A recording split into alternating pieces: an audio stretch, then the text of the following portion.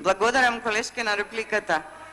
Колешке Жаклина, вие дојдовте на власт со парадирање со маски по улиците. И тогаш, не паметам дека истото го зборувавте, тогаш тоа сега што го кажувате.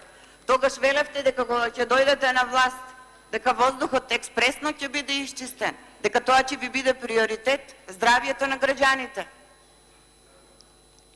Излезе дека друго ви било приоритет, а здравието на граѓаните на последно место.